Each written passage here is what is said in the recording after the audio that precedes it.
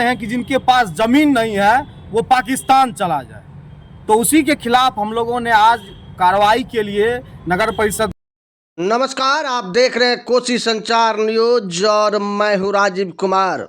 मधेपुरा में bulldozer action के बाद विवादित बयान देने वाले अमीन पर कार्रवाई करने के लिए मधेपुरा की विभिन्न छात्र संगठनों के प्रतिनिधि मंडल ने प्रभारी कार्यपालक प्राधिकारी को सौंपा ज्ञापन।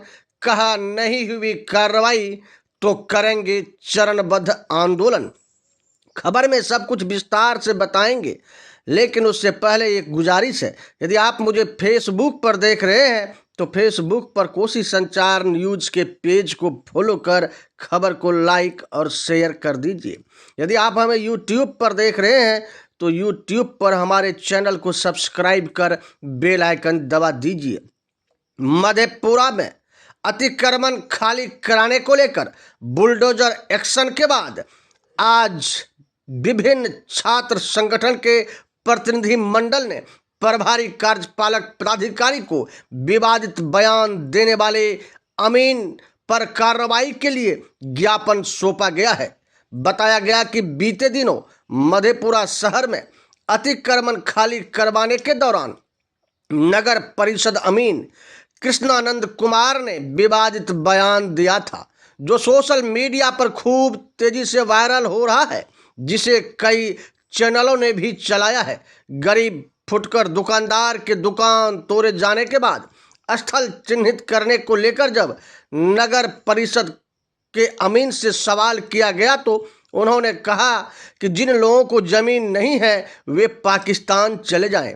NSUI प्रदेश उपाध्यक्ष निशांत यादव ने कहा कि नगर परिषद के अमीन कृष्णानंद कुमार ने देश के गरीब भूमिहीनों का अपमान किया है, जिसके लिए उन पर कड़ी कार्रवाई होनी चाहिए। सरकारी कर्मी का जनता के प्रति व्यवहार हमेशा विनम्र और सम्मानपूर्वक होना चाहिए, लेकिन कृष्णानंद कुमार के लहजे से उद्दंडता, उन्माद साफ साफ झलक रहा है।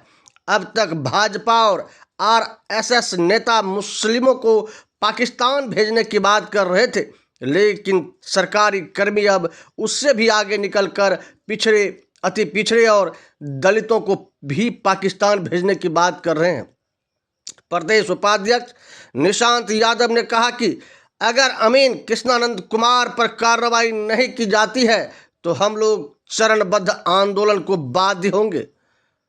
छात्र राजद मीडिया प्रभारी शिवशंकर कुमार ने कहा कि फुटकर दुकानदारों के बिना नोटिस दिए अतिक्रमण हटाने के नाम पर उनके दुकानों को तोड़ा जाना कहीं से भी सही नहीं है। नगर परिषद अमीन कृष्णानंद कुमार का बयान उन्मादी है, जिससे समाज में गलत संदेश जाएगा।